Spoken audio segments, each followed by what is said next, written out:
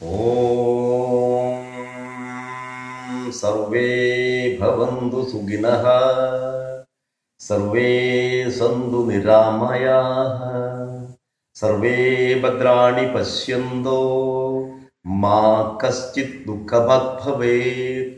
ഓം ശാന്തി ശാന്തി ശാന്തി. ഈ ശ്ലോകത്തിന്റെ അർത്ഥം എന്താണെന്ന് വെച്ചാൽ, എല്ലാ ചരാചരത്തിനും സർവചരാചരത്തിനും സുഖം ഭവിക്കട്ടെ. സർവേ ഭവന്തു സുഖിനഃ സർവേ സന്തു നിരാമയാഃ. ആമയെന്ന് പറഞ്ഞാൽ രോഗമാണ്. നിരാമയം എന്ന് പറഞ്ഞാൽ രോഗങ്ങളില്ലാത്ത സുഖം എല്ലാ ചരാചരത്തിനും ലഭിക്കട്ടെ. സർവേ ഭദ്രാണി പശ്യന്തോ. എല്ലാവർക്കും എല്ലാ ചരാചരത്തിനും ഭദ്രമായ ജീവിതം ഉണ്ടാവട്ടെ. മാ കശ്ചിത് ദുഃഖഭാഗ് ഭവേത്.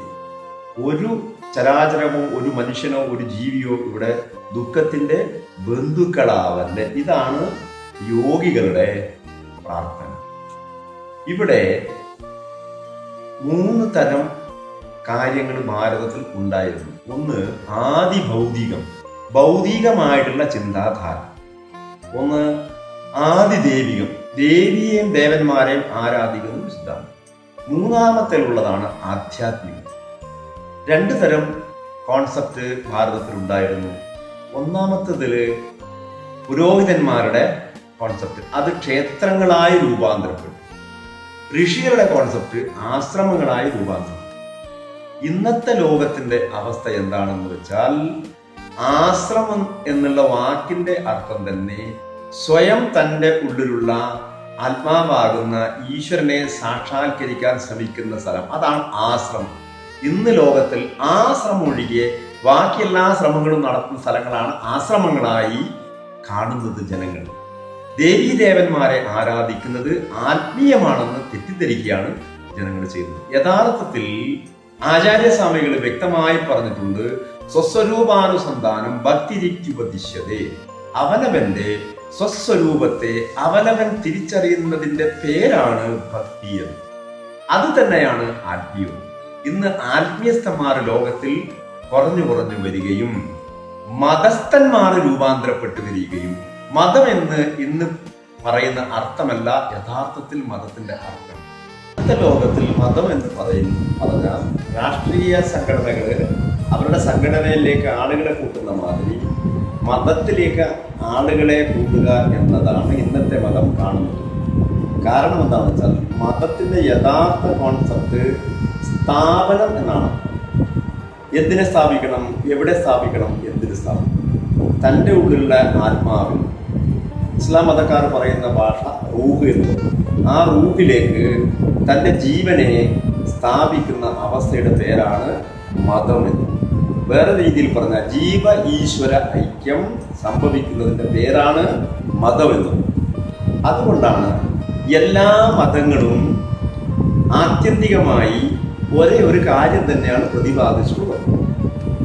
ഭഗവത്ഗീതയിൽ അർജുനന്റെ ചോദ്യത്തിന് ഭഗവാൻ ഉത്തരം നൽകുന്നത്, ഈശ്വരൻ എവിടെയാണെന്ന് അർജുനൻ ചോദിച്ചപ്പോൾ ഭഗവാൻ നൽകുന്ന ഉത്തരം, ഈശ്വരൻ സർവഭൂതാനാം ഹൃദയേശാർജുന ദൃഷ്ടതേ പ്രമയൻ സർവഭൂതാനി യന്ത്രാരൂഢാദിമായയാൽ. അർജുന, ഈശ്വരൻ വസിക്കുന്നത് നിന്റെ ഹൃദയത്തിലാണ്. ആ ഹൃദയത്തിൽ വസിക്കുന്ന ഈശ്വരനെ നിനക്ക് മായ കൊണ്ട് യന്ത്രത്തിലേറ്റപ്പെട്ട ഒരു ഉപകരണമായി നിനക്ക് തെറ്റിദ്ധരിക്കുകയാണ് ചെയ്തത്. ഇതേ വരി തന്നെ നമ്മൾക്ക്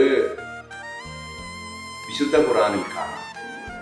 വഫീ അൻഫുസികും അഫലാ തുബ്സിറൂൻ മൻ അറഫ നഫ്സുഹു ഫഖദ് അറഫ റബ്ബു. നീ നിന്റെ നഫ്സിലേക്കുന്നു, നിന്റെ ഹൃദയത്തിലേക്കുന്നു, അപ്പോൾ അവിടെ നിനക്ക് റബ്ബിനെ കാണാം. പിന്നെ എന്തിനാണ് മതങ്ങൾ അടിപിടി കൂടുന്നതെന്ന് ചോദിച്ചാൽ, ഇതിനെക്കുറിച്ചുള്ള പരിജ്ഞാനമില്ലാത്ത, മതസ്ഥന്മാരല്ലാത്ത, മതസംഘടനകൾക്ക് വേണ്ടി വർക്ക് ചെയ്യുന്ന ആളുകളാണ് മതത്തിന്റെ പേരിൽ വൈര്യം സൃഷ്ടിക്കുകയും ജനങ്ങളെ ദ്രോഹിക്കുകയും ചെയ്യുന്നത്. യഥാർത്ഥ മതസ്ഥന്മാർ പറഞ്ഞതെല്ലാം ഒരേ ഒരു കാര്യമാണ്. ഇനി ബൈബിൾ എടുത്ത് പരിശോധിക്കാം.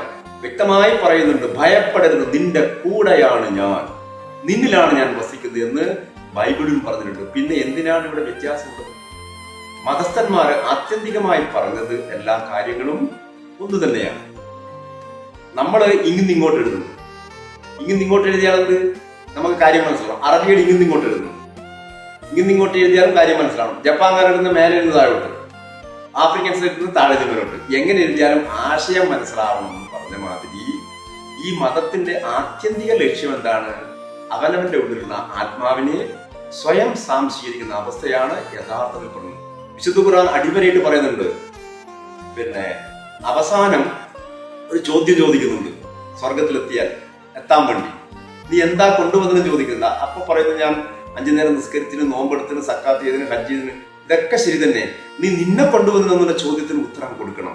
നീ നിന്നെ കൊണ്ടുവന്നെന്ന് ചോദിച്ചാൽ നീ നിന്റെ റൂഹിനെ, ആത്മാവിനെ സ്വയം സാംശീകരിച്ചിട്ടുണ്ടോ എന്നുള്ള ഒരു ചോദ്യത്തിന് കൂടി ഉത്തരം പറയണം. അപ്പോൾ എല്ലാ മതങ്ങളും ആത്യന്തികമായി ഇത് തന്നെയാണ് പ്രതിപാദിക്കുന്നത്. ഹിന്ദു ഫിലോസഫിയിലാണെങ്കിൽ നമ്മൾ ഓങ്കാരം എന്ന് പറയുന്നത് തന്നെയാണ്. ഇസ്ലാം ഫിലോസഫിയിൽ പറയുന്നത് പിന്നെ കലിമ എന്ന് പറയുന്നത്.